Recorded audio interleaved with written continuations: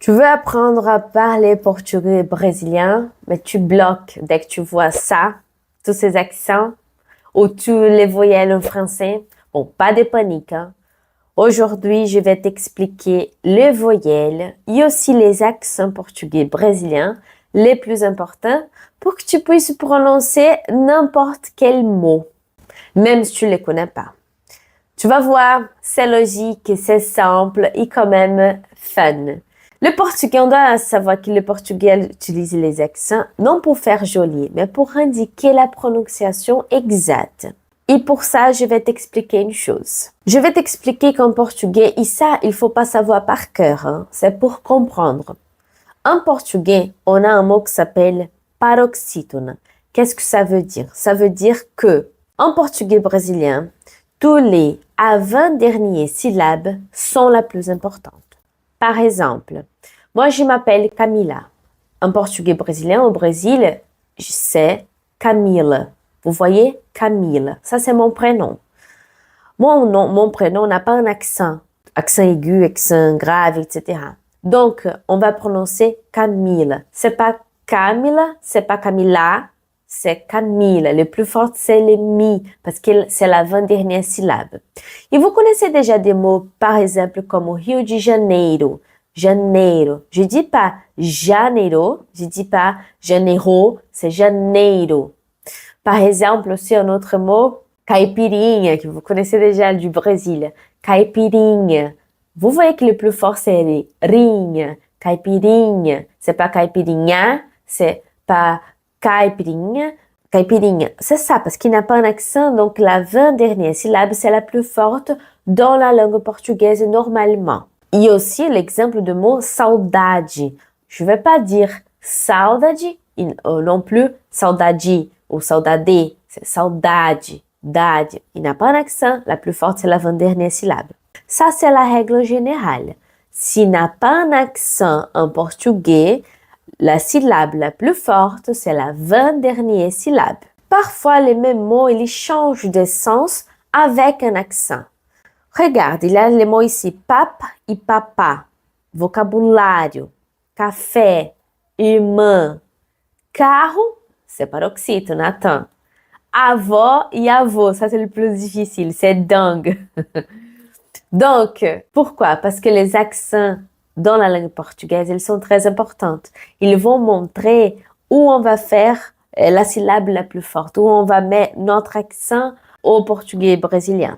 Maintenant, je vais partager mon écran pour que vous puissiez voir comment je vais écrire et comment je vais prononcer les mots en portugais. On y va. Je vais regarder ici parce que mon écran, c'est en bas de la caméra, mais après, je parle avec vous. Mes amours, quand il y a un accent aigu en portugais, on va dire acento agudo, j'ai dit ici que ce petit accent, il montre qu'on doit insister sur la syllabe et que la voyelle est ouverte. En portugais, l'accent aigu, il ouvre la voyelle. Vous voyez les mots ici, en portugais, on a les mêmes mots en français, mais on va pas prononcer café, on va prononcer café. Vous voyez? Café, c'est plus ouvert. Et café. Il y a le canapé, mais en portugais, on va dire sofá. Il y a un accent ici. Donc, c'est pour ça que j'ai dit que la dernière syllabe ici, c'est la plus forte.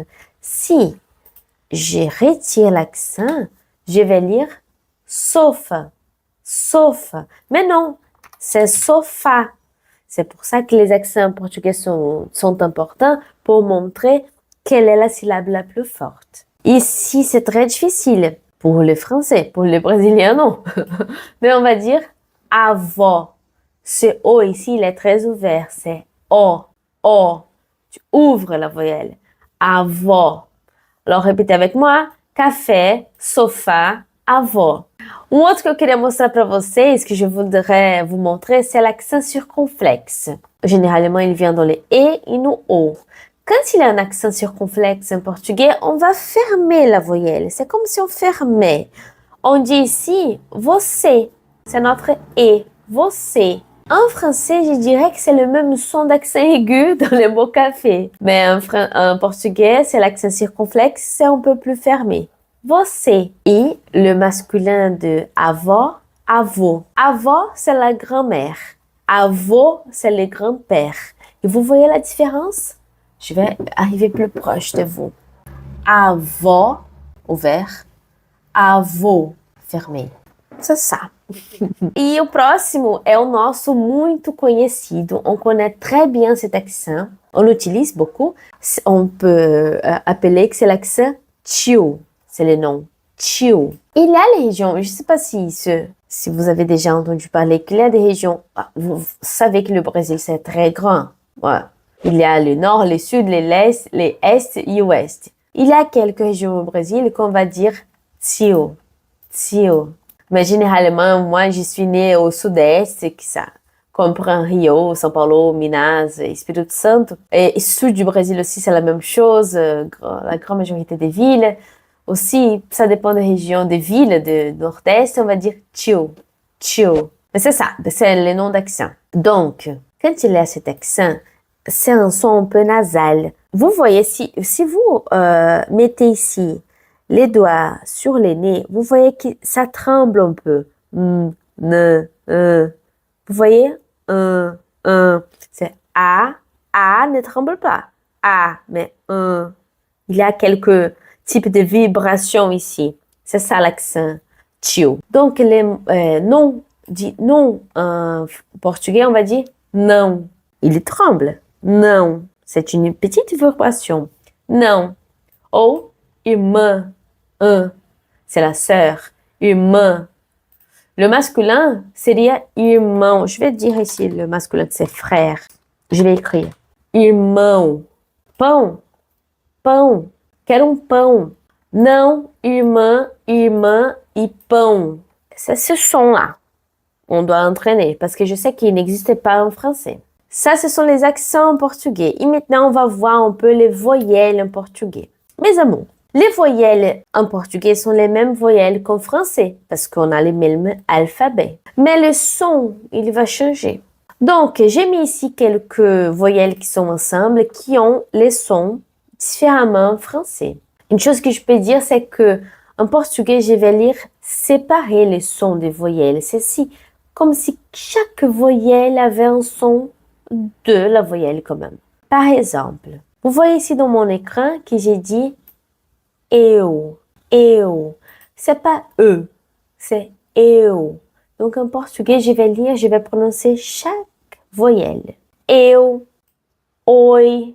Ça, c'est pas ouah comme en français, qui fait pas de sens être ouah comme en français. En portugais, c'est o et c'est i ensemble. Donc les sons, c'est oi. Oi. C'est le salut. Oi. Ou, c'est pas ou, c'est ou. Une chose ou autre. Uma coisa ou outra. Olha aqui, j'ai dit uma coisa ou outra coisa. Donc, c'est ça. O som é ou. Próximo é o som de au. Vous voyez, c'est pas o, c'est au. Parce que c'est un A avec un U. Au. Comme on a le mot ciao comme en italien, mais si je vais écrire en portugais brésilien, je vais dire ciao. Ciao. E o último é o som de ei. Ei. E com i é ei. Vous voyez que donc en portugais, je sépare les voyelles. Ça aussi, c'est très important pour savoir comment prononcer les voyelles en portugais brésilien, parce que je vais être sincère. Il y a Portugal du Brésil, nous sommes séparés par un océan très grand. Les accents, ils changent, comme la France, le Québec, par exemple, comme la France, le Bénin. Enfin, portugais du Portugal, ils mangent un peu plus les voyelles. Donc, ils prononcent pas exactement comme nous. On prononce plus les voyelles. Ça, c'est une grande différence entre le portugais du Brésil et le portugais du Portugal. Donc, tous ces voyelles, c'est jonction de voyelles, je vais dire eu, oi, ou, au et ei. Et maintenant, c'est à vous. Essayez de prononcer ces 6 mots que je mets ici sur l'écran. Je vous donne quelques secondes et après, je les prononce moi-même. Donc, les mots à lire, ce sont, vous pouvez lire, vous pouvez essayer de prononcer, et moi, je vais prononcer comme à la brésilienne.